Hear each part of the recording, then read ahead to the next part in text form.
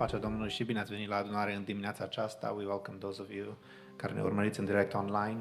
Haideți ca cei prezenți să ne ridicăm în picioare și cu toții să ne deschidem inimile. Voi începe programul cu o rugăciune înainte Domnului. Și venim înaintea Ta, Doamne, în dimineața aceasta.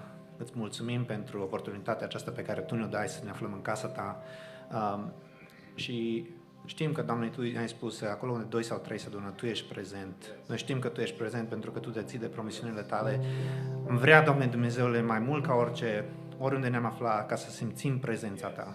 Știm că Tu ești prezent, dar de multe ori cel rău ne umple inimile și gândurile cu alte chestii, Doamne, și vrem ca Tu să fii Cel care ești prezent aici și inima noastră și mintea noastră să Te laude. După cum spune cântarea, inima și mintea noastră vrem să Ți-o dăruim și Te rugăm ca prezența aceasta să fie simțită de fiecare, oriunde s-ar afla în dimineața aceasta și Te lăudăm în numele Domnului Iisus. Amin.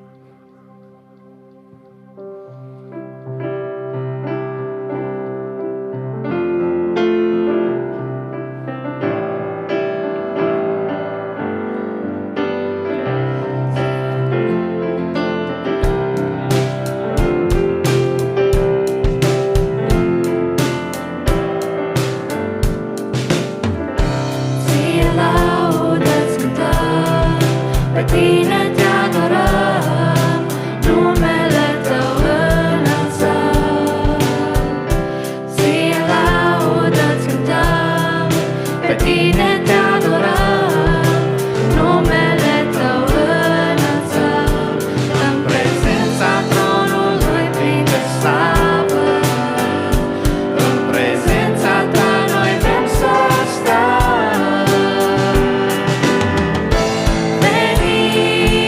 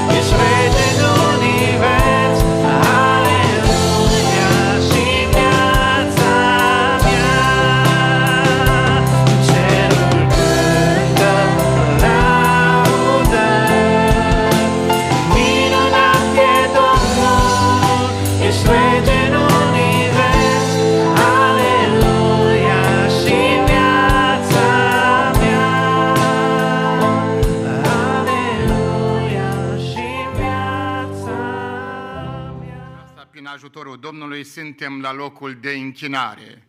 De aceea vă spunem un bun venit, salutăm pe cei care sunt cu noi online, pentru cei prezenți, tuturora Dumnezeu să vă binecuvinteze pe fiecare în parte.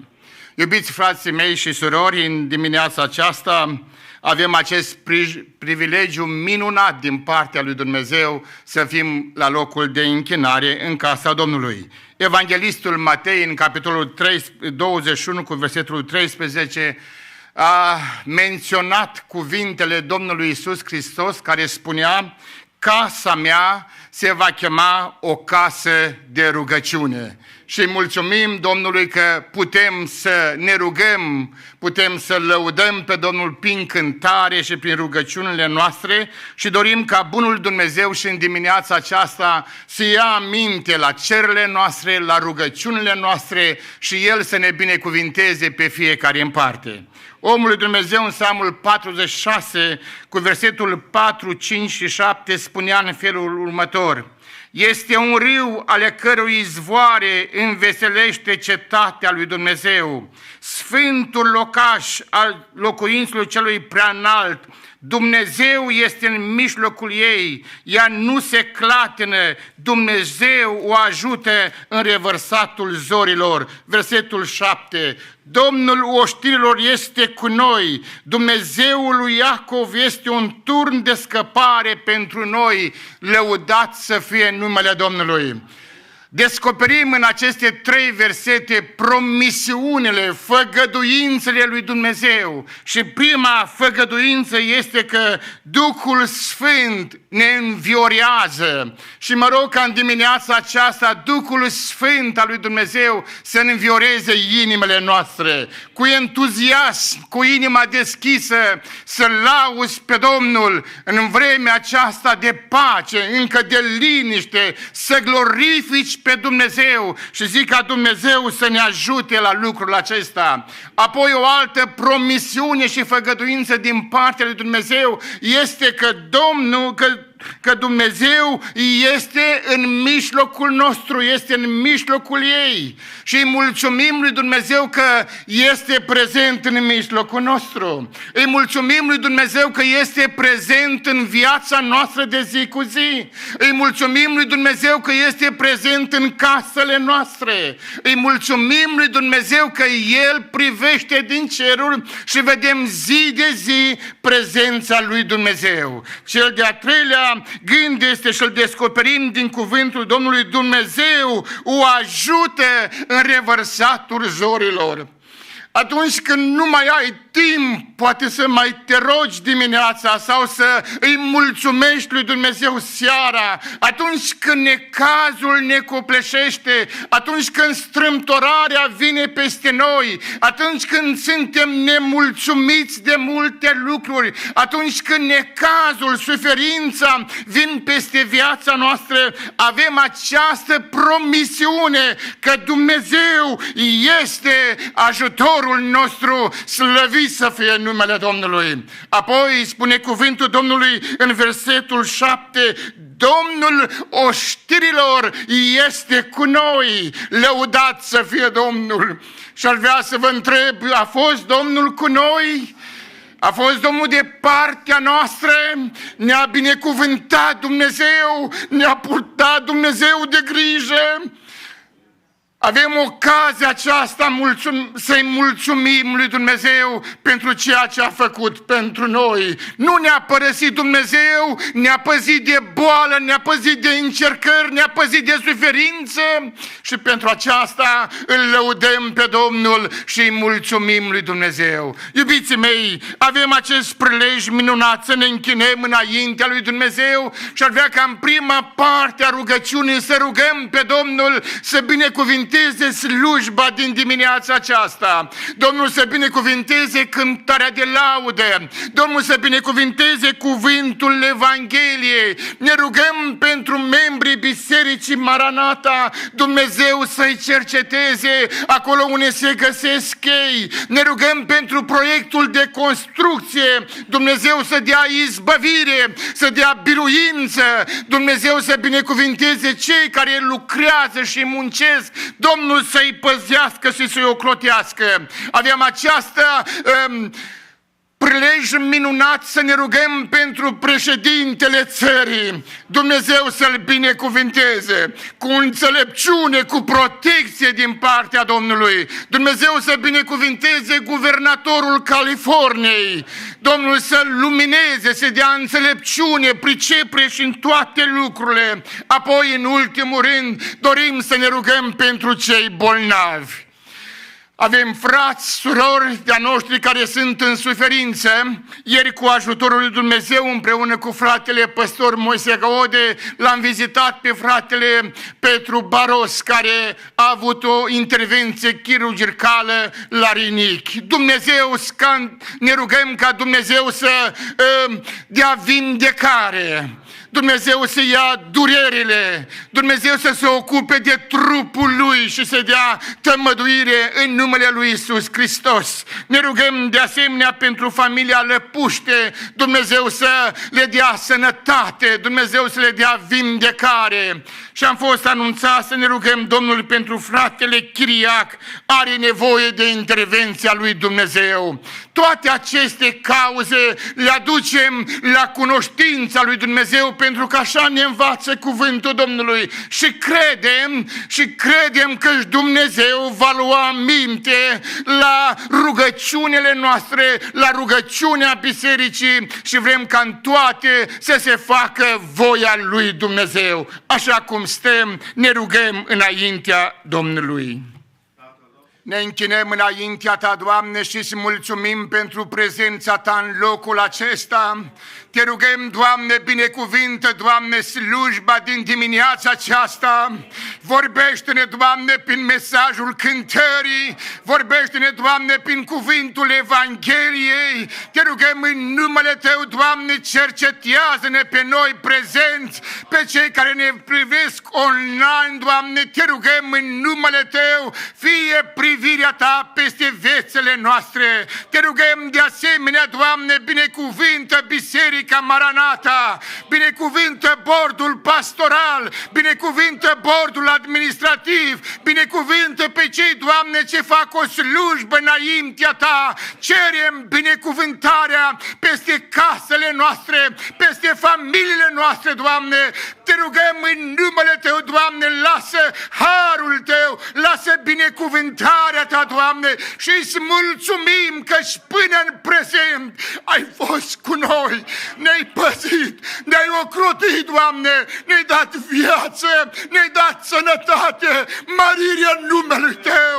Te lăudăm pe Tine, Doamne, te rugăm de asemenea, binecuvântă președintele Statelor Unite, Doamne, dă-i înțelepciune, dă-i protecție, binecuvântă-l pe el și familia lui, Doamne. Te rugăm de asemenea, Doamne, binecuvântă guvernatorul Californiei, binecuvântă, Doamne, orașul Sacramento, scoate popor la mântuire, Doamne. Te rugăm în numele Tău, ai în vedere pe cei bolnavi, Doamne, care i-am adus înaintea Ta. Te rugăm, Doamne, cercetează-i Tu, Doamne. Doamne, vindecă-i Tu, Doamne. Doamne, toată puterea o ai Tu, Doamne, în cer și pe pământ. Noi suntem în mâna Ta, Doamne. Tu ești olarul, noi suntem lutul, dar, Doamne, ne încredințăm în Tine și știm că Tu vei fi cu noi, vei rămânea cu noi și îți mulțumim în numele Tău, Tată, de acum și până în veci. Amin. Pe calea vieții Tale, iubite călător, prin valea umbrei morții cu suspine, de ce oftezi ades și-n desnădejde caz și crezi că izbăvirea nu mai vine? Să nu spui niciodată sunt uitat, căci Domnul înspre tine El privește.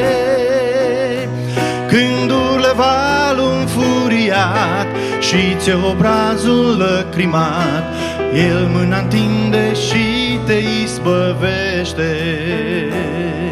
Când urlă valul înfuriat și-ți obrazul lăcrimat, El mâna întinde și te izbăvește. Privește în urma ta cum El te-a izbăvit de atâtea ori în clipe de durere. Iisus Hristos e același și ieri și azi și în veci, mai crede încă o dată a sa putere.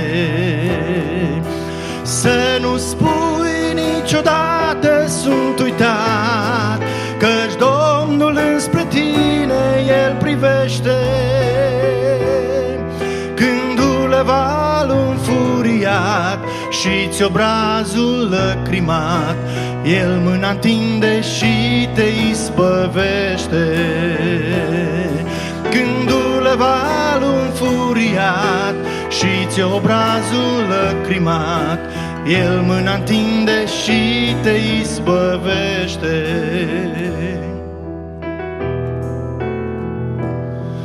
Când treci o luptă grea și alta vine în loc și-ți pierzi puterea ce-o aveai în tine, când cel rău îți șoptește acum ești învins, încrede-te în Domnul, o creștine.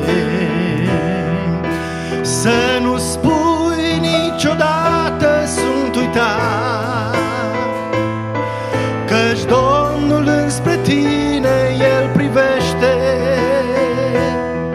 Când valul înfuriat și-ți obrazul lăcrimat, El mâna întinde și te izbăvește. Când valul înfuriat și-ți obrazul lăcrimat, El mâna întinde și te izbăvește.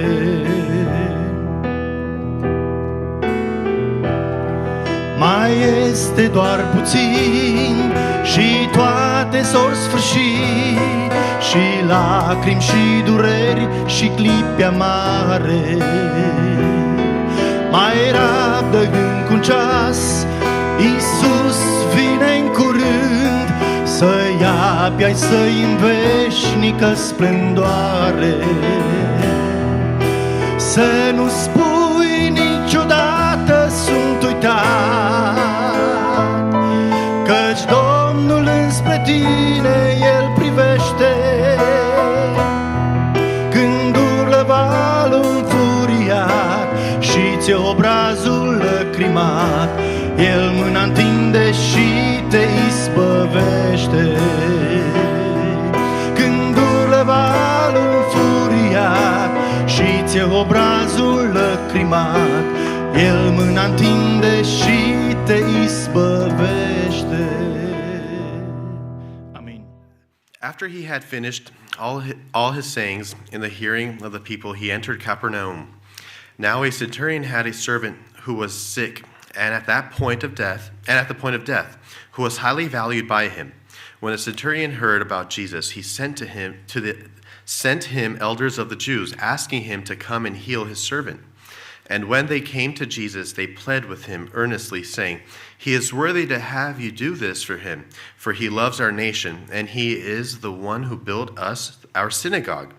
And Jesus went with them.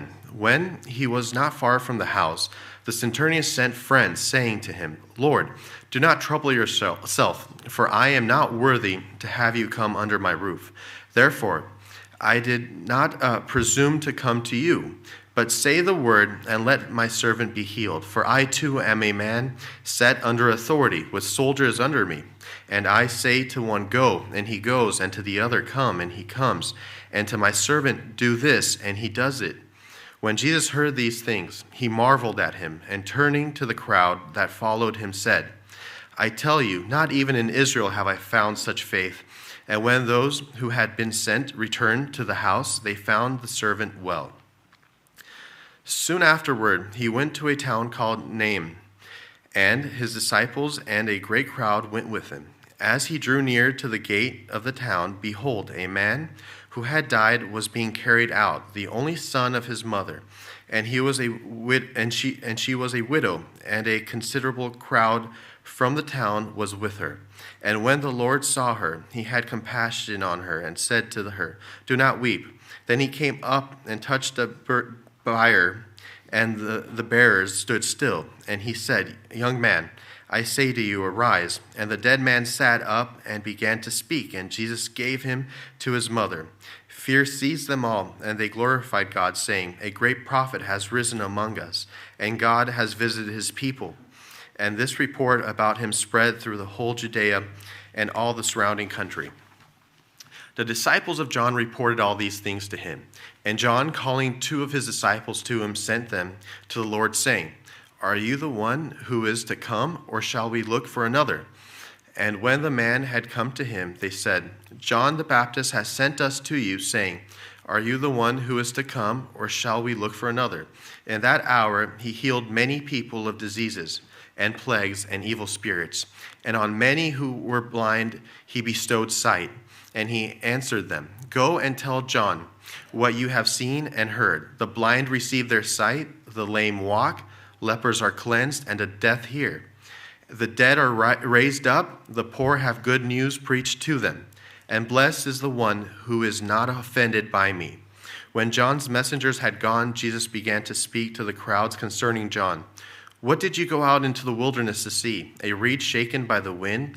What then did you go out to see? A man dressed in soft clothing? Behold, those who are dressed in splendid clothing and live in luxury are in the king's courts. What then did you go out to see? A prophet? Yes, I tell you, and more than a prophet, this is he of whom it is written, 'Behold, I send my messenger before your face, who will prepare your way before you.'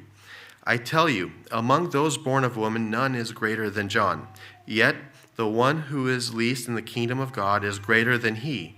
When all the people heard this, and the tax collectors too, they declared God just, having been baptized with the baptism of John. But the Pharisees and the lawyers rejected the purpose of God for themselves, not having been baptized by him. To what then shall I compare the people of this generation? And what are they like? They are like children sitting in the marketplace and calling to one another. "We played the flute for you, and you did not dance. We sang the dredge, and you did not weep. For John the Baptist has come eating no bread and drinking no wine, and you say he has a demon.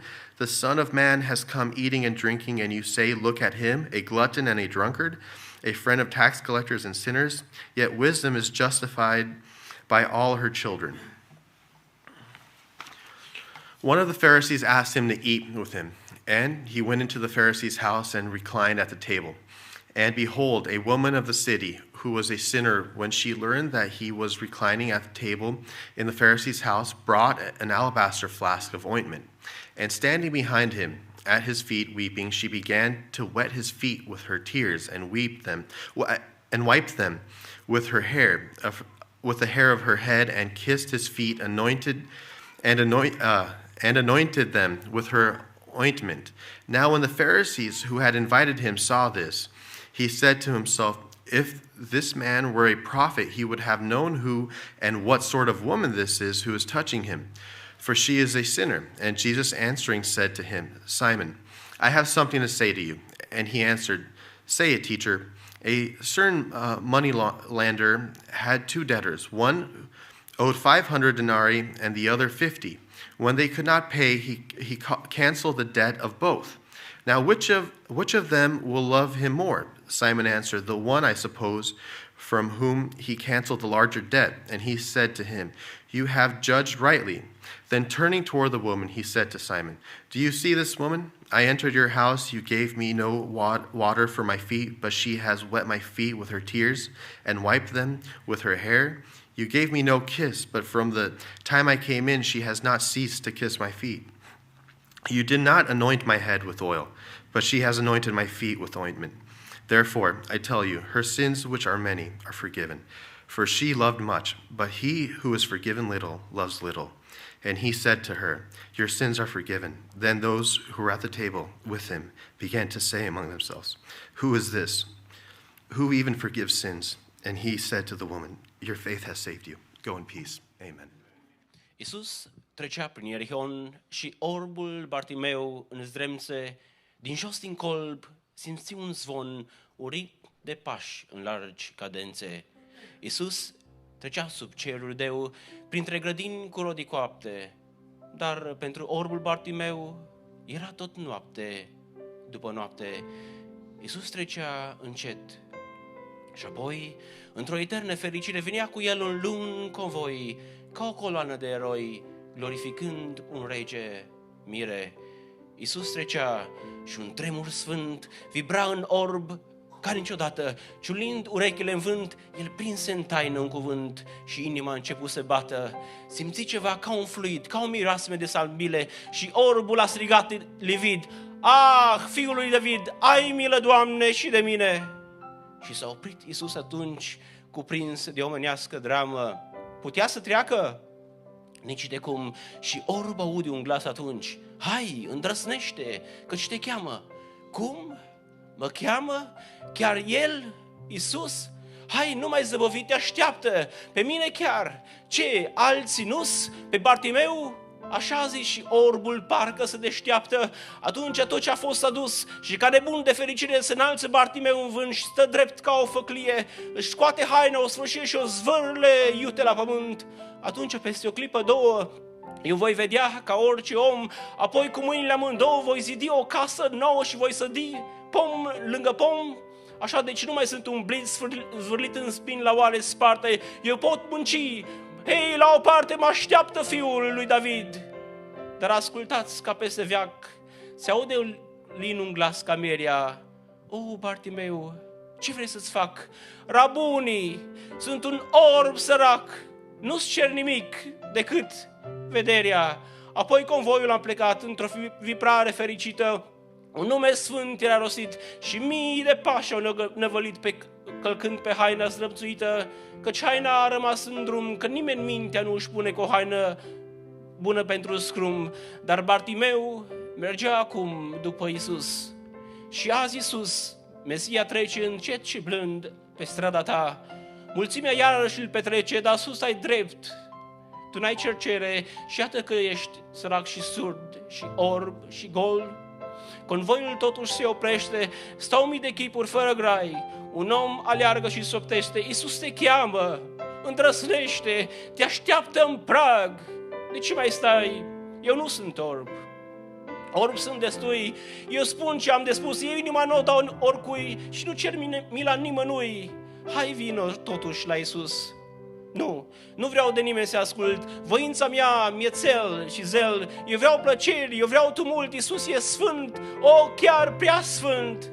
Hai, vino totuși la Iisus, ascultă, singur tu te minți, tu nu ești orb ca Bartimeu, tu vezi, asculți, vorbești și simți, dar vai cu ochii tăi prea sfinți, strâmți, nu-L poți vedea pe Dumnezeu. Ascultă, Cel ce te-a creat nu-i doar penumbra unui vis, e Dumnezeu ce te-a creat, e Fiul Său crucificat. De ce nu vii la El plângând? Ascultă, nu te cuprinde teama?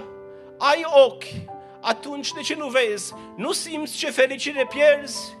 Te așteaptă Dumnezeu, ia seama. Amin.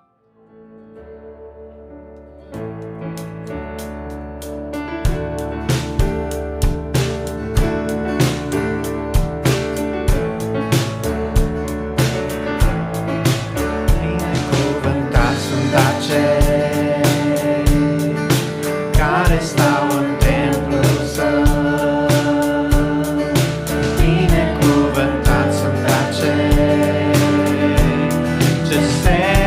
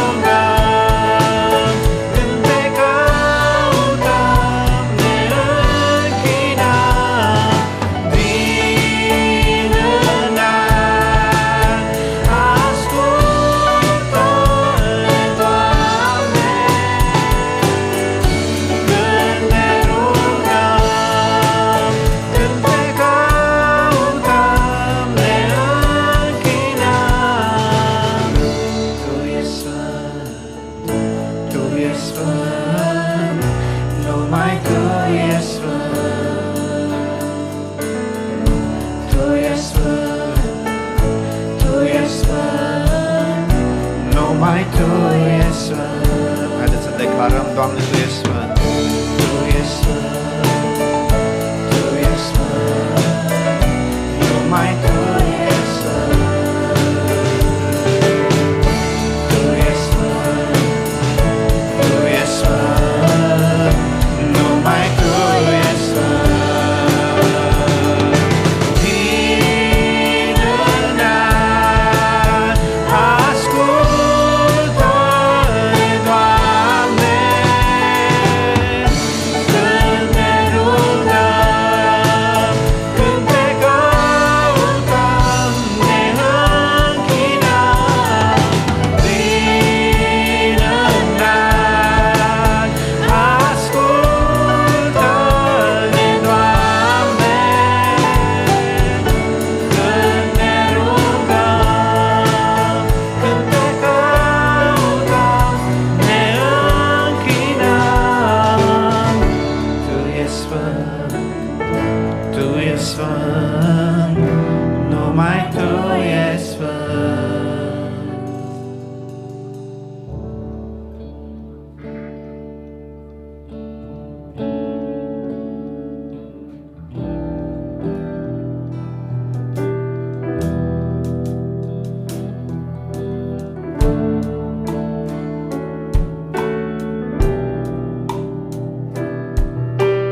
Soon and very soon, my King is come.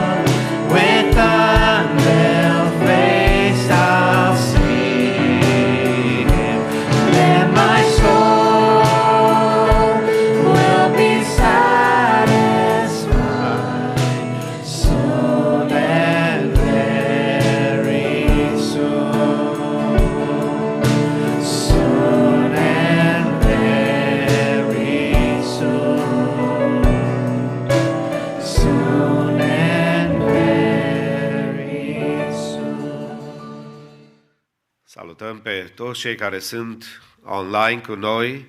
În ultima perioadă a fost metoda prin care am avut părtășie unii cu alții. Dorim să îl glorificăm pe Domnul nostru care este prezent în orice loc unde numele Lui este chemat. Ne bucurăm în dimineața aceasta de harul de a fi în această părtășie specială împreună cu Domnul nostru, cu Mântuitorul nostru, și vă binecuvintez pe cei care suntem aici în casa Domnului și pe toți cei care sunt online, toată biserica, zicem Domnul să-i binecuvinteze. Cuvântul Domnului în dimineața aceasta din cartea Evanghelistului Ioan.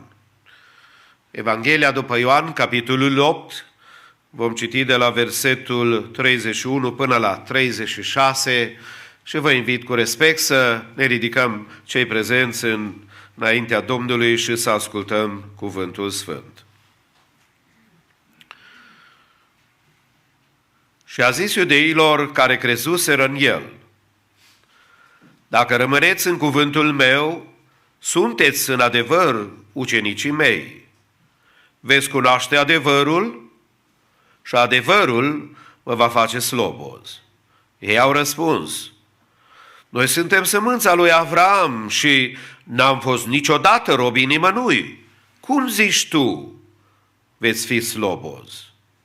Adevărat, adevărat vă spun, le-a răspuns Iisus, că oricine trăiește în păcat este rob al păcatului. Și robul nu rămâne pururea în casă, fiul însă rămâne pururi. Deci, dacă fiul vă face slobozi, veți fi cu adevărat slobozi. Aș vrea să vă propun să ascultăm pasajul acesta, care este relativ scurt în comparație cu ce fratele Octavian a citit, într-o versiune puțin mai nouă, Biblia în versiunea actualizată. Ascultați doar cu atenție.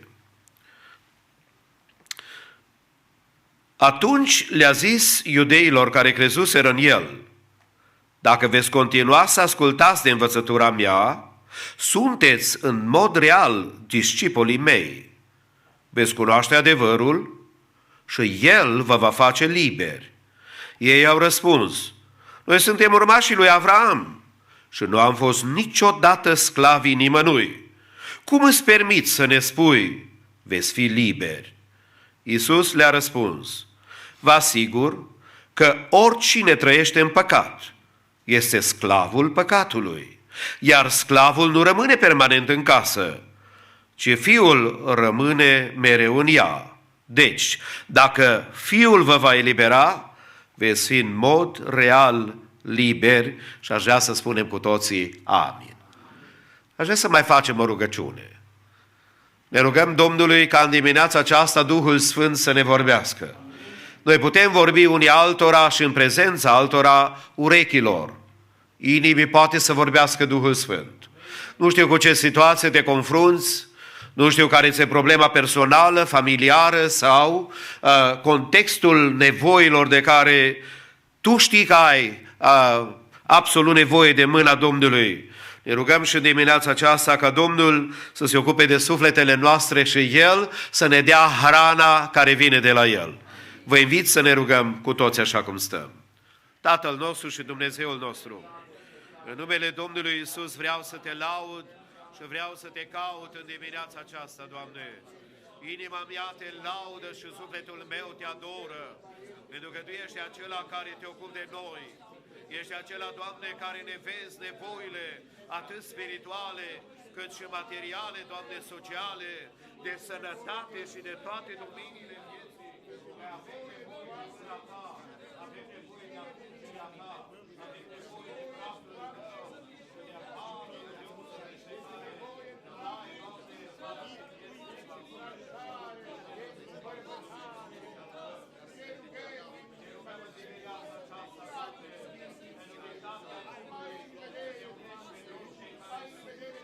Cu toții suntem conștienți că weekendul acesta sau mâine, în mod special, se sărbătorește în Statele Unite Ziua Eroilor, Ziua Independenței, a celor care și-au dat viața pentru independența noastră și pentru libertatea pe care o avem.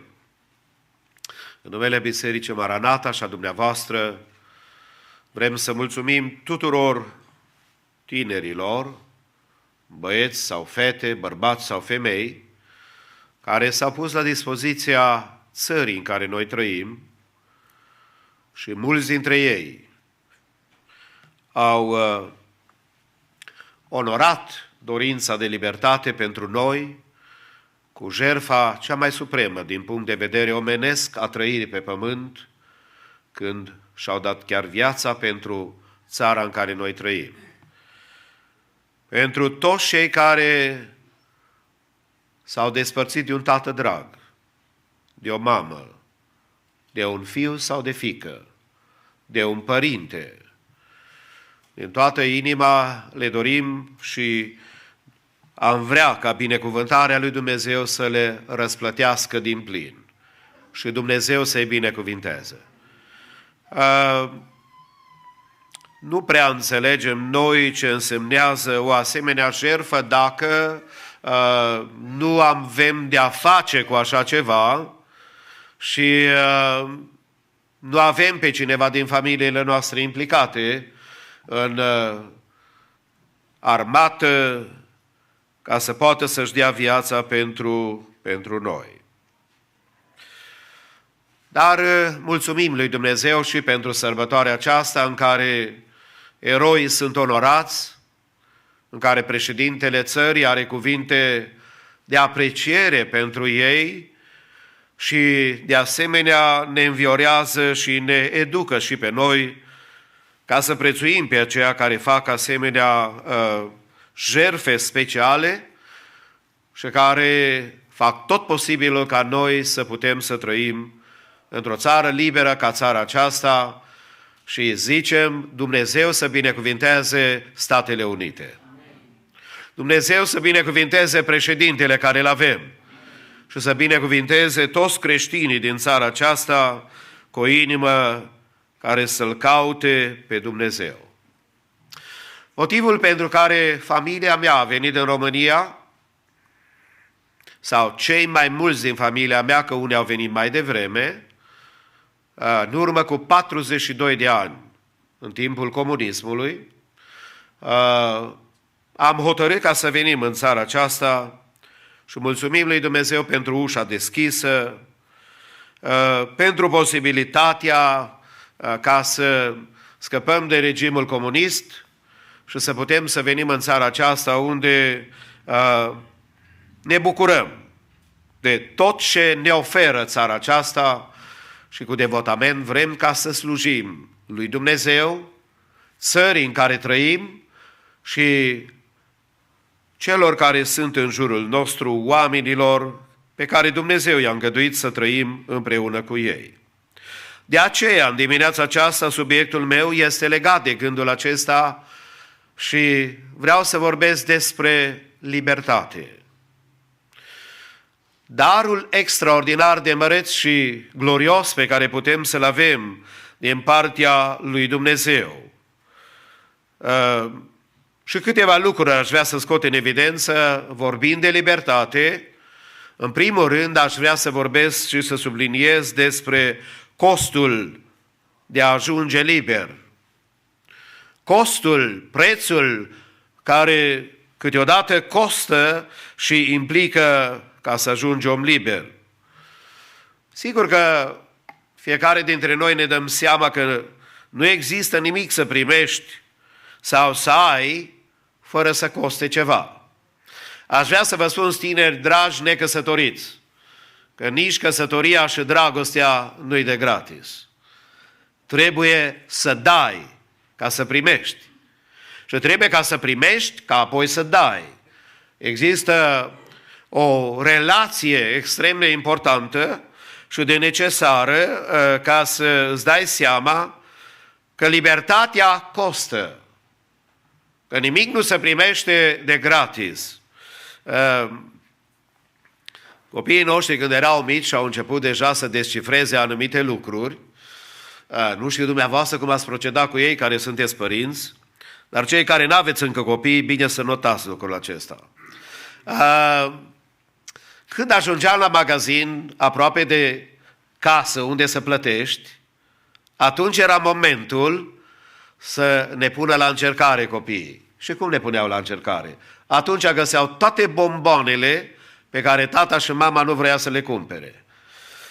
Nu că nu aveau dulciuri, pentru că fiecare din dumneavoastră aici în America avem, mulțumim Domnului de dulciurile care le avem și de toate bunătățile pe care ni le oferă harul acesta să trăim în țara aceasta, să le avem. Apoi, câteodată, când le întrebau copiii, de ce nu vreți să cumpărați? Și ai noștri erau supărați, să uitau așa urât la mine și la soție, dar soția totdeauna avea tactica ei, spunea, vorbiți cu tata. Și cine era dușmanul copiilor? Era tata, sigur. Și ziceam, dar n-am bani și câteodată n-aveam bani la mine, pentru că am învățat și eu ca dumneavoastră să am un plastic de ăsta dreptunghiular, să-l port în buzunar și să n-am nevoie de bani cash tot de fiecare dată. Și au învățat copiii și a spus, tati, dar nu-i problemă dacă n-ai bani, ai cardul. Eu n-am putut să le explic în magazin că cardul, dacă îl folosești, nu însemnează că e de gratis. I-au crezut că la magazin îmi dă numai cu bani. Când au crescut mai mari, nu vă necăjiți că mi-au luat și cardurile. Dar ne bucurăm de această bucurie care Dumnezeu ne poartă de grijă, pentru că adevărul e că orice costă în viața aceasta. Poate chiar noi care suntem pe calea lui Dumnezeu suntem tentați și ispitiți câteodată să spunem, harul lui Dumnezeu nu te costă absolut nimic. Și e adevărat. Nu ne costă pe noi pentru că a plătit altcineva prețul nostru. Dar nici îndurarea și bunătatea lui Dumnezeu nu este ceva care o primim de gratis. E ceva care a fost plătit de altcineva și numele Lui este Hristos Domnul și să dorim să fie glorificat. Pentru că libertatea a avut și continuă să aibă o notă de plată. O notă de plată. De aceea aș vrea în dimineața aceasta să privim la această realitate că costul a ajunge liber este cu o notă de plată. Haideți să privim puțin la țara aceasta în care noi trăim. Libertatea țării acesteia, să vorbim despre comparația aceasta a țării și partea spirituală de care noi ne bucurăm și de care am dorit tot mai mult să se bucure. Au fost vieți care s-au dat în războiul revoluționar, apoi vieți care s-au dat în războiul civil. 618.222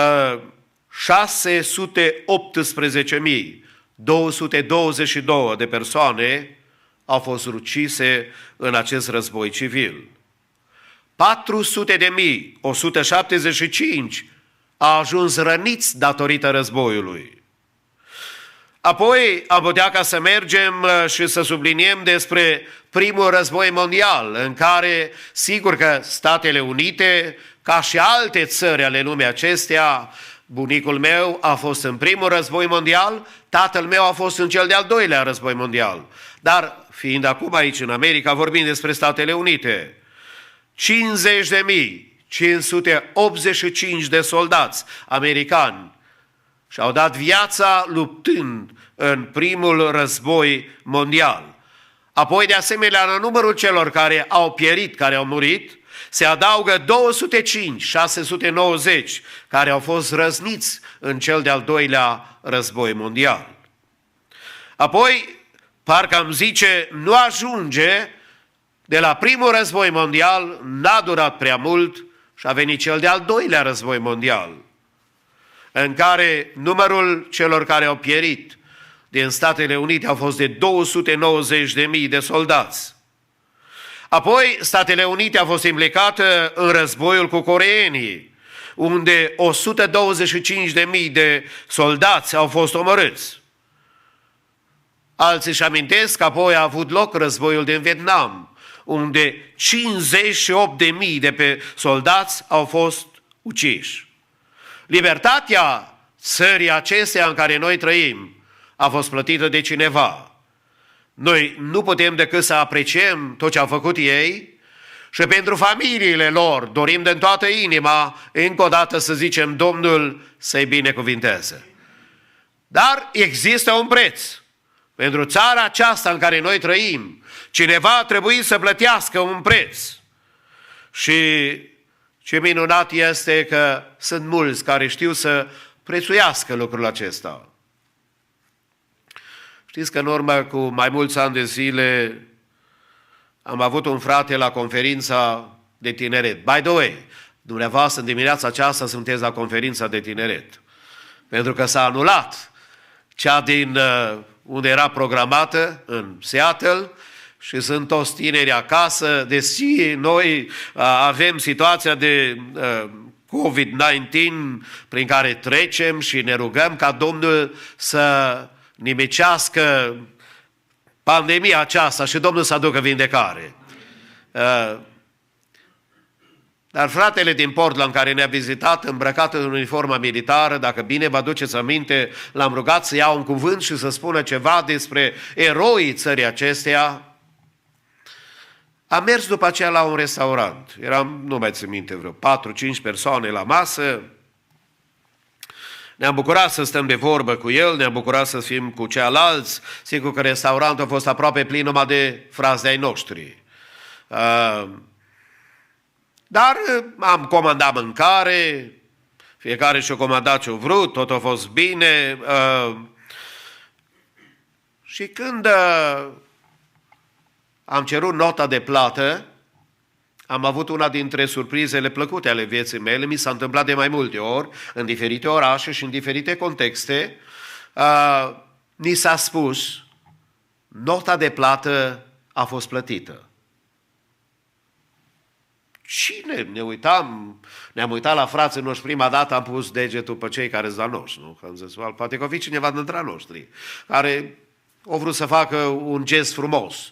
Și celelalte exemple, să știți că sunt dintre ai noștri în diferite situații, oameni care s-au oferit. Dar a spus, cine a plătit nu vrea să vă spună că cine este. Am zis, ce gest frumos, dar măcar un thank you să spunem. Cine e persoana aceea? Și la insistențele noastre, fratele a explicat, uite, eu sunt în vizită aici, nu cred că o să mai vin la restaurantul acesta, nu o să mai am ocazia ca să văd persoanele care sunt în jurul meu. Ajutați-mă, I just want to say thank you. Și la insistențe a arătat spre o masă și a spus bărbatul de acolo. S-a mers la el, i-a mulțumit frumos și l-a întrebat de ce ați făcut gestul acesta așa de frumos față de noi. Nu ne-ați văzut niciodată, nu ne știți numele, vedeți doar că avem păr sau mai puțin cât avem, vedeți că suntem străini și avem accent. Cum de v-ați hotărât să faceți lucrul acesta? Și atunci a arătat spre fratele îmbrăcat în costum militar și a spus, datorită dedicației dumneavoastră, care reprezintă pe mulți, care și-au dat viața pentru țara aceasta și de libertatea aceasta de care eu mă bucur. Vreau în ziua de azi să fac un gest și să achit toată cheltuiala aceasta pentru că vreau să fiu mulțumitor cerului și apoi de asemenea celor care slujesc. Nu e așa că a fost un gest frumos? Pentru că cineva a plătit libertatea țării acesteia în care noi trăim. Dar haideți să vorbim acum despre partea spirituală. Pe un deal îndepărtat s-a înălțat o cruce care purta emblema suferinței, a rușinii, a disprețului, a păcatului și a pedepsei lui Dumnezeu.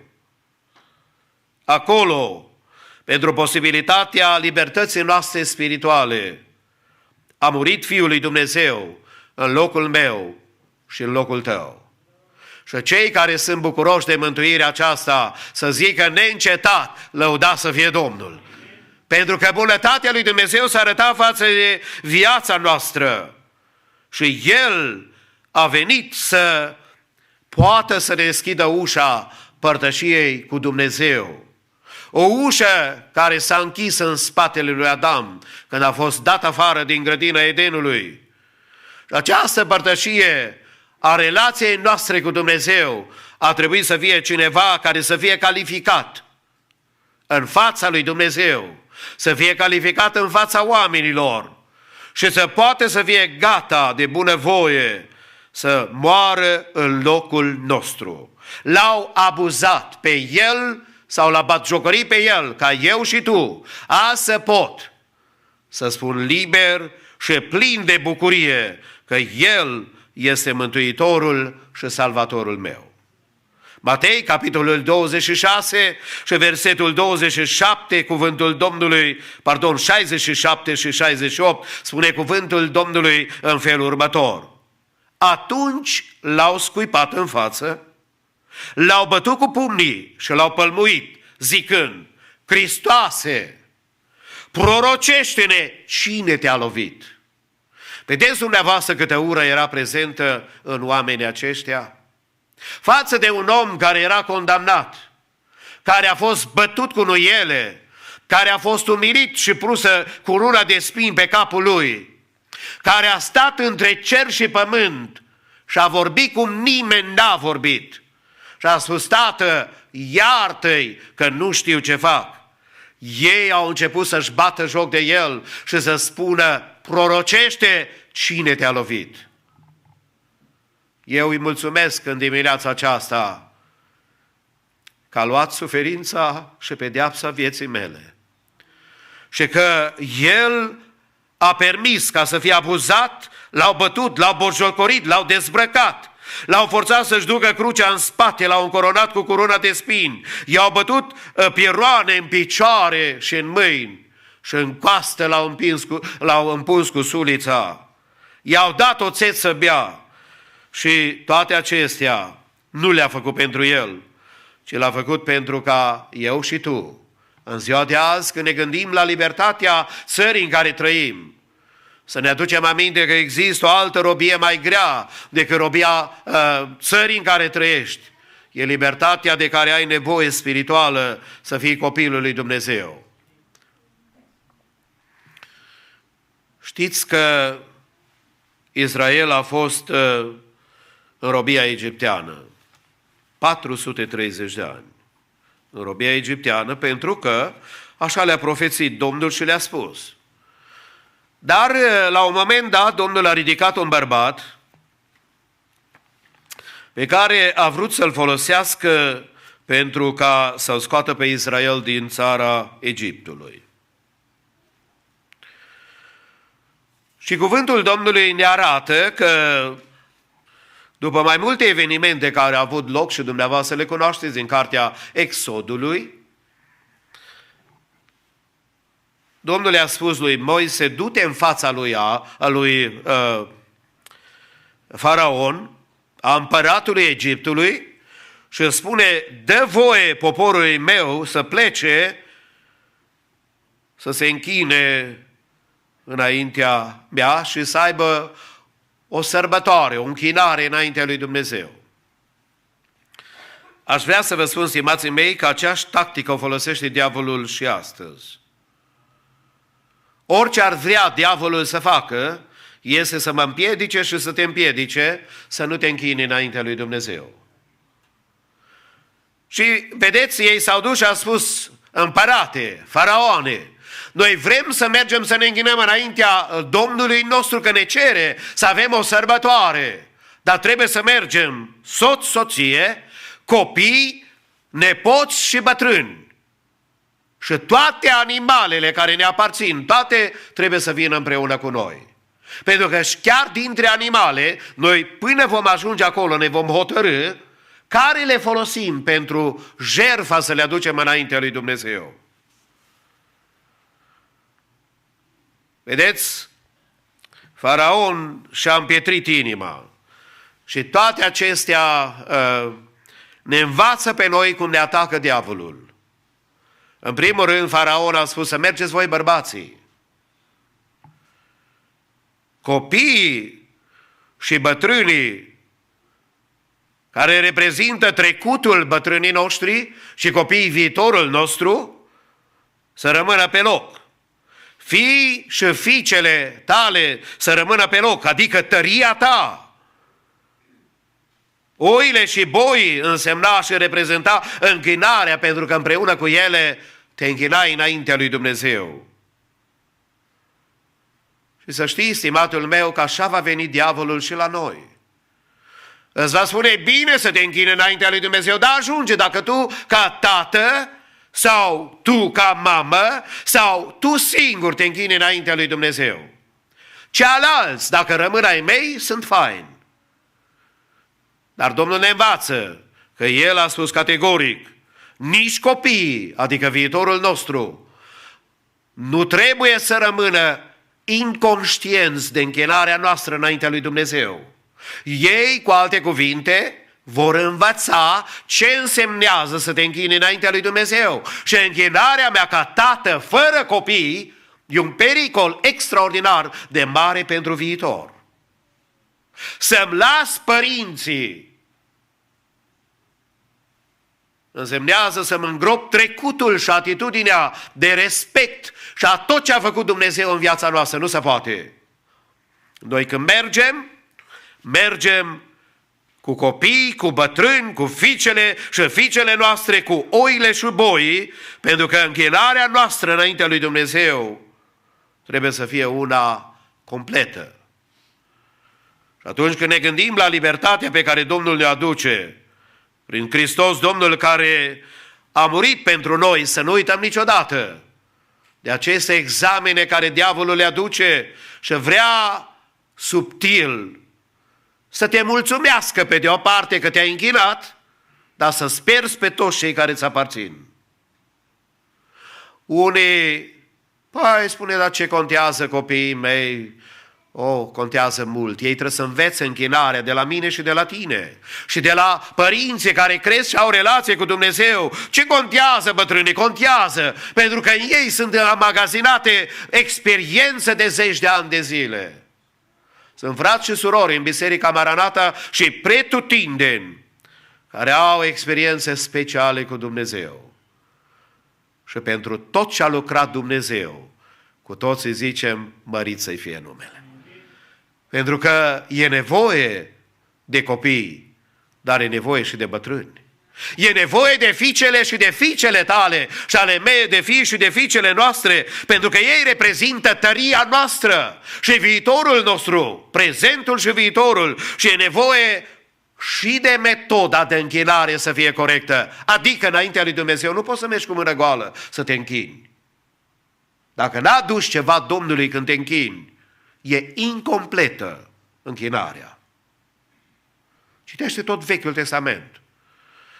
Sigur, unii poate că supărat mai mult pe faptul că câteodată se menționează zăciuiala. Păi gândește-te cât costa un taur, un bou să duci. Alții, sigur, care erau mai săraci, aveau dreptul după câștigul care l-aveau. Dar importantă este ideea că în închinare trebuie să existe și dedicație. Și atunci când diavolul vrea să ne oprească, vreau să știți, stimații mei, că el se ocupă și de treaba aceasta. Nu e de mirare că Isaia 53, când vorbește și versetul 2 despre Domnul Iisus Hristos, spune așa: că își va crește înaintea lui ca o plantă fragedă și ca o rădăcină dintr-un pământ uscat. Nu are nici formă, nici mângâiere. Și toate lucrurile acestea arată și vorbea despre Domnul Iisus Hristos. Nici o frumusețe care să ne atragă privirea nu era parcă la Domnul Iisus. Pentru că El a venit să plătească prețul în locul nostru. Și încă o dată ne bucurăm în dimineața aceasta și subliniem: costul a ajunge liber există și din punct de vedere omenesc sau național și din punct de vedere spiritual. Apoi, în al doilea rând, aș vrea să subliniez problema de a rămâne liber. Haideți să vorbim în țara aceasta ce s-a întâmplat cu Statele Unite și ce s-a întâmplat în lumea aceasta, și să nu mă înțeleagă cineva greșit. Noi ne bucurăm de toate drepturile care le avem. Ne bucurăm că și surorile au dreptul, sau femeile, să voteze cu bărbații. Nouă ni se pare că așa ar trebui și așa a fost de când e lumea. Nu a fost așa. A fost bine jumătate de secol, dacă bine ne amintim, că cei de culoare n-aveau voie să stea împreună cu cei albi. Uităm de metamorfoza, schimbarea aceasta care a avut loc în societate și mulțumim lui Dumnezeu pentru toate drepturile care ni le dă. Dar uitați-vă dumneavoastră ce greșeli majore au ajuns să se facă din punct de vedere a țării, din punct de vedere național. Femeile au drepturi egale cu bărbații și spun că și copilul pe care îl poartă au dreptul să facă ce vor pentru că e trupul lor care îl poartă. Aș vrea să vă spun, stimații mei, este cel mai mare blestem. Au omorât în America mult mai mulți copii nenăscuți în perioada aceasta decât au murit de coronavirus. Pentru că este un păcat înaintea lui Dumnezeu. Și sigur că femeile au drepturi egale cu bărbații și aceasta a dus la avorturi și la scoaterea rugăciunii din biserică și din școală, pardon, și iar nu știu dacă am greșit, poate chiar și din biserică. Uitați-vă că se roagă creștinul modern al secolului 21. Și nu pun blama pe dumneavoastră care sunteți în casa Domnului, că nu asta vreau să spun. Eu mă refer că penticostalii se roagă în comparație cu alții de 10 și sute de ori mai mult. Poate că noi câteodată aplicăm toate expresiile doar la noi, la penticostal. Nu! Un ortodox aproape nu se știe ruga, pentru că are preotul care să se roage pentru el. Catolicul la fel. Noi, copiii al lui Dumnezeu, vrem să ne rugăm ca Dumnezeu să ne dea drepturile religioase. Dar, frații mei, în țara în care noi trăim, uitați-vă ce se întâmplă.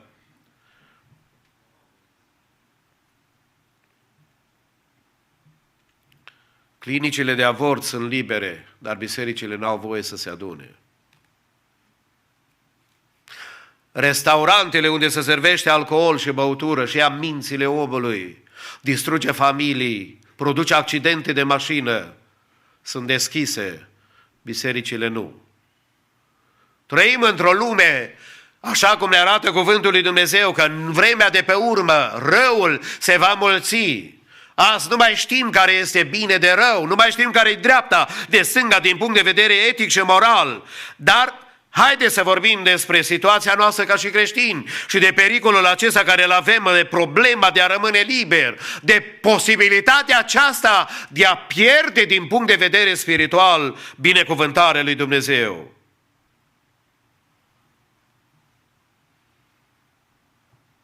Pentru că omul lui Dumnezeu ne spune la 1 Corinteni, capitolul 8, versetul 8 și versetul 9. 1 Corinthians chapter 8, verse 8 and 9. Thank you. Dar nu carnea ne face pe noi plăcuți lui Dumnezeu, nu câștigăm nimic dacă mâncăm din ea și nu pierdem nimic dacă nu mâncăm. Și următorul verset spune, luați seama însă ca nu cumva această slobozenie a voastră să ajungă o piatră de potignire pentru cei slabi. Pavel spune în capitolul acesta, când vorbește despre carnea rămasă de la jertfele idolești, ceea ce noi n-avem de-a face cu așa ceva și s-ar putea ca să nu înțelegem contextul și problema care era. Și spune apostolul Pavel, nu mâncarea te face deosebit. Problema e de cugeta celuilalt care te vede. Pentru că toți peste care te rogi și ceri binecuvântarea lui Dumnezeu e binecuvântat. Dar cuvântul Domnului ne aduce aminte că noi trebuie să fim atenți la asemenea lucruri.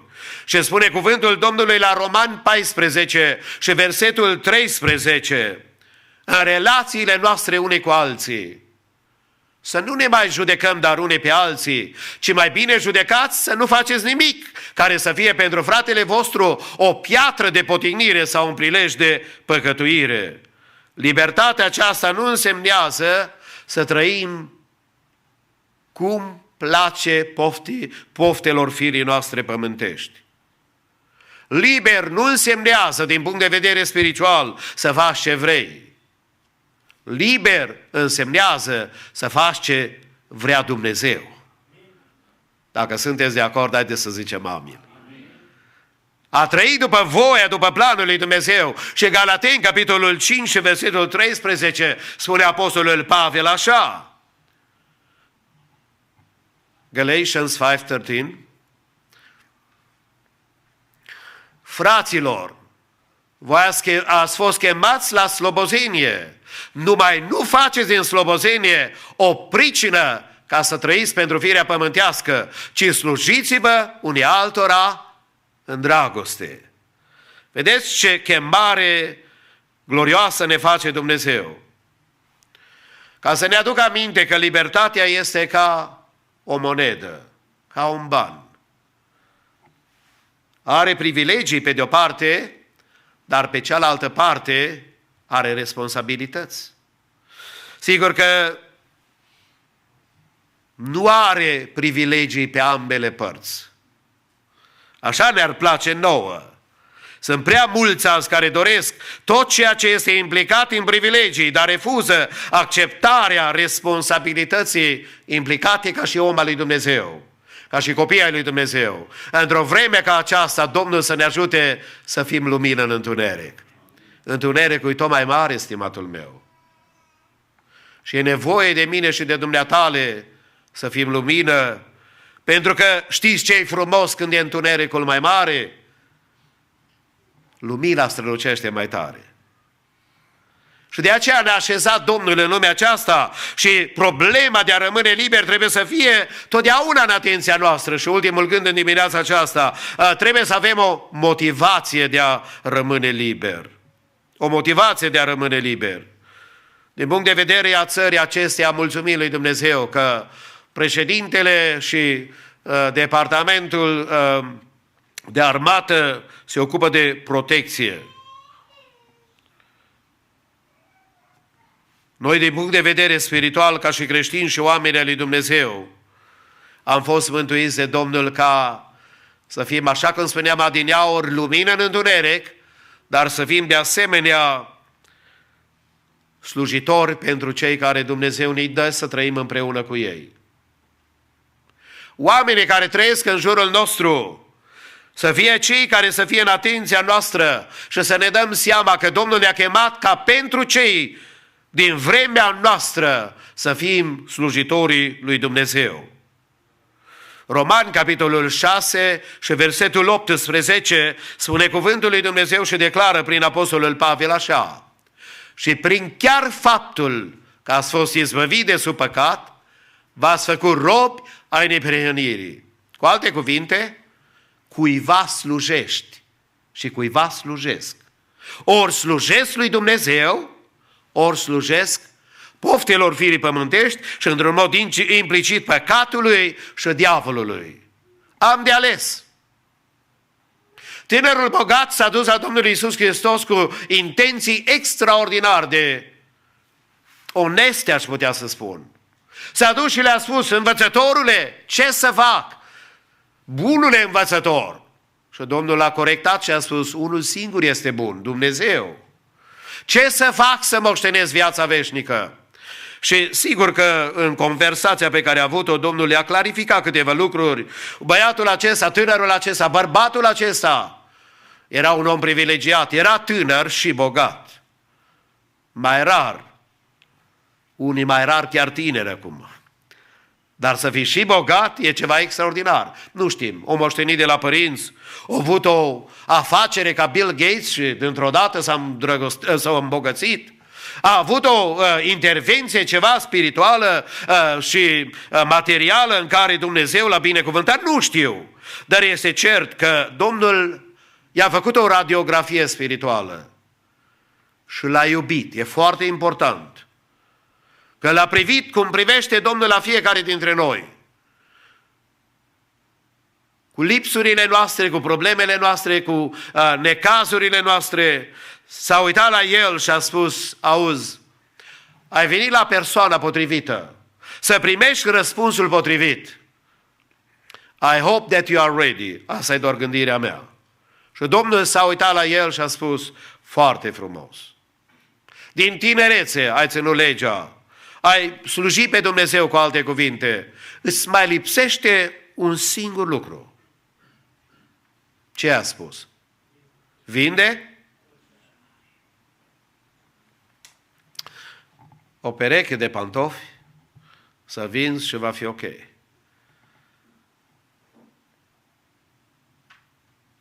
Domnul i-a spus, vinde tot ce ai. Pentru că Domnul, când îți face radiografia spirituală, El te vede exact unde ești. Nu unde îți imaginezi că ești, ca tânărul acesta, sau unde mă imaginez eu că sunt. Trebuie să îl las pe Domnul, să poată să vorbească. Și noi suntem salvați și mântuiți în lumea aceasta de a sluji. Dacă noi credem că singurul lucru care Dumnezeu are de a face cu noi, să ne ținem în biserică, să ne îngrășăm spiritual și să mai auzim o predică extraordinară, fără să atingem pe cei care sunt în jurul nostru, am pierdut scopul lui Dumnezeu. Am pierdut intenția lui Dumnezeu pentru viața noastră, pentru ceea ce Domnul ne-a chemat să facem. De aceea spune Romani, capitolul 6, versetul 22, cuvântul Domnului declară prin apostolul și omul lui Dumnezeu. Dar acum, odată ce ați fost izbăviți de păcat și v-ați făcut robe al lui Dumnezeu, aveți ca rod sfințirea, iar ca sfârșit viața veșnică. Dacă dorim să avem viața veșnică, să stăm la dispoziția lui Dumnezeu, să fim o mână întinsă față de cei care au nevoie de noi, poate că au nevoie de un cuvânt de încurajare, care rar îl mai primești și îl găsești azi. Poate că și câteodată au nevoie de o bucată de pâine, poate câteodată au nevoie să-i vizitezi la închisoare, poate câteodată e nevoie să-i primești în casa ta, poate câteodată e nevoie să mergi la spital și să-l vezi pe cel care are nevoie de tine.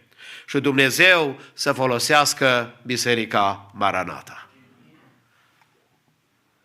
În timpul Jocurilor Olimpice din 1968, care a avut loc în Mexico City, ultimul alergător care a terminat maratonul a fost un atlet din Tanzania. Numele său era John Stephen Ackford și a avut o parte de o cursă foarte dificilă. Pentru că bărbatului acesta i s-a întâmplat ceva deosebit. În timpul alergării maratonului s-a împiedicat, a căzut și și-a fracturat, s-a rupt un picior. Totuși, în situația în care s-a aflat, bărbatul acesta n-a renunțat la maraton. Chiar dacă toți ceilalți au terminat cu mult timp înaintea lui, în cele din urmă a ajuns și el pe la ora 7 seara pe stadionul care aștepta unde se făcea finalizarea cursei și maratonului, care era stadionul care era plin înainte, a mai rămas doar 7.000 de persoane care l-au așteptat să-l vadă și pe el. Când l-au văzut că venea școpătând și abia mișcându-se, s-au ridicat în picioare, au început să-l aplaude și să-l încurajeze pentru ultima lui tură care trebuia să o facă și să-și încheie maratonul. Sigur că reporterii după aceea au mers la el și l-au întrebat: de ce n-ai abandonat la competiție dacă ți-ai rupt piciorul și așa știai că nu o să câștigi premiul? Răspunsul lui a fost unul model pentru noi și o încurajare deosebită pe calea lui Dumnezeu. Și el a răspuns așa: țara mea nu m-a trimis la această competiție internațională să încep cursa, m-a trimis să termin maratonul. Stimați frați și surori, care trăim în vremuri de neîntâlnit, a ceea ce se întâmplă și aici în America și în lumea întreagă, chemarea pentru tine și pentru mine, pentru sufletul nostru, în concluzie, în dimineața aceasta vreau să fie o îmbărbătare. Libertatea care ne-a dat-o Domnul, să o prețuim, să luptăm pentru ea, să stăm la dispoziția lui Dumnezeu, să nu stăm nepăsători, ci să spunem: Doamne, am început cu tine, ajută-mă să sfârșesc cu bine. Am început, Doamne, nu de dragul și de aplauzele celor care m-au văzut când am început. Vreau să am aplaudele celor care mă văd, oștirii din cer, care ne vede și care ne încurajează, norul mare de martori, despre care spune Evrei 12, că suntem înconjurați cu un nor așa de mare de martori. Și acolo poate sunt părinții tăi, poate sunt frații tăi, poate sunt cei dragi din familie care i-a chemat Domnul, dar mai presus, cel care ne așteaptă acolo este Hristos Domnul. Și pentru El, și pentru prețul care l-a plătit pentru sufletul meu și al dumneatale, ești chemat în dimineața aceasta să te rogi din toată inima și să spui: Doamne, facă-se voia Ta, ajută-mă să Te urmez cu credincioșie și cu devotament, Doamne, pentru că vreau să glorific numele Tău. Și toți cei care sunt de acord să zicem amin. Aș vrea să continuăm în felul următor cu slujba. Grupa de laudă will sing a song first and then Peter Boroș will come and have a word of prayer. Va încheia cu rugăciunea de încheiere. Am stat, haideți să ne ridicăm cu toți în picioare.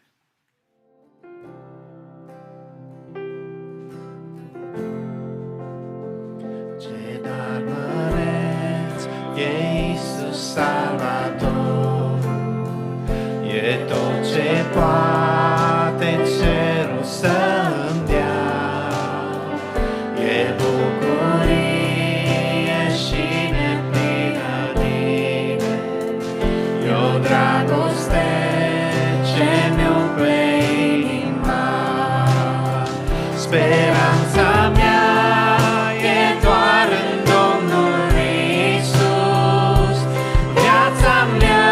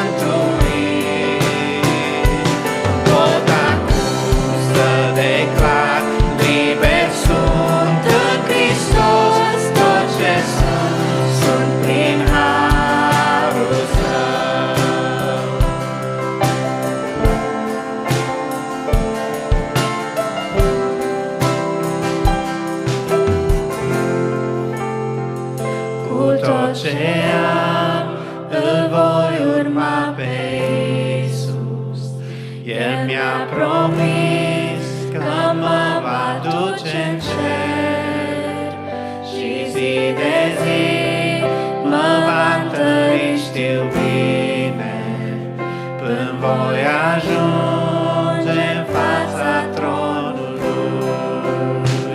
Credința mea în Domnul va rămâne, toată gloria e doar a Lui.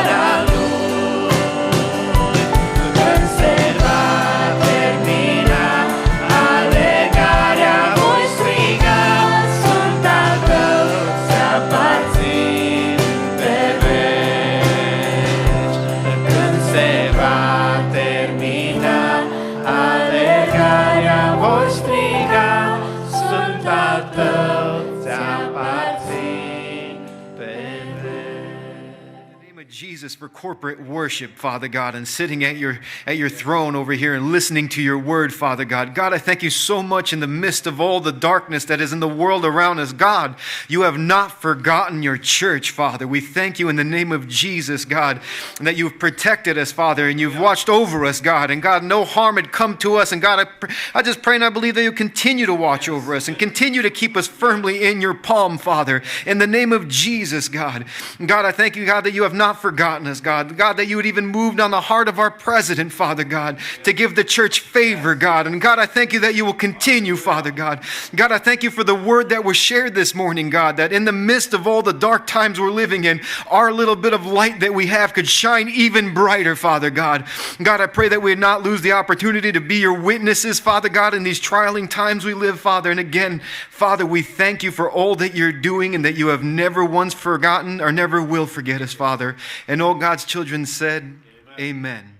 Ne bucurăm că Domnul ne-a îngăduit să fim împreună, cei care am fost și cu cei care ne-au urmărit online, în unitatea Duhului, pe toți Domnul să ne binecuvinteze. Câteva anunțuri și apoi ne apropiem de despărțirea noastră din dimineața aceasta. Mai întâi vreau să anunț și să-i rog pe toți care au din familie care graduează clasa 8-a, high school, liceul, college, alte programe de școli profesionale sau alte nivele de educație, master și așa mai departe. Vă rugăm frumos, unii deja mi-ați trimis informațiile, aș vrea să le adunăm, să le avem toate, vrem să anunțăm numele celor care au graduat, să ne bucurăm împreună cu ei, să încurajăm să continue, pentru că abia acum au început să învețe despre viață. De aceea vă rugăm să faceți lucrul acesta, să putem să ne bucurăm de ei, să-i felicităm și Dumnezeu să-i binecuvinteze. De asemenea, următoarea întâlnire a bisericii este duminica viitoare dimineața, în formula în care suntem și în păstrarea distanței și a ordinilor date de autorități. Vrem să ne bucurăm de sărbătoarea Rusalilor. E sărbătoare specială pentru biserica noastră penticostală, dar nu numai, pentru că sunt foarte mulți copii ai Domnului care au experimentat această realitate a umplerii cu Duhul Sfânt și dorim deci să ținem cont că duminica viitoare dimineața este următoarea întâlnire și vă vom anunța cu ajutorul Domnului eventualele schimbări dacă vor mai apărea. Încă o dată vă mulțumim de posibilitatea de a ne urmări online pe metodele care sunt deja, I hope, de pe acum cunoscute, pe website-ul bisericii, pe YouTube, pentru cei care n-aveți probabil obișnuit fiind cu faptul că să umblați pe internet la YouTube, dacă băgați Maranata Romanian Church, veți găsi biserica noastră și veți vedea live. De asemenea, pe Facebook și Roku pentru cei care sunt familiarizați și care au această posibilitate la TV. Încă o dată, Dumnezeu pe toți să ne binecuvinteze și El să rămână tăria și bucuria noastră de acum și până în vecii vecilor și, încă o dată, să aveți un Memorial Day binecuvântat. Amin.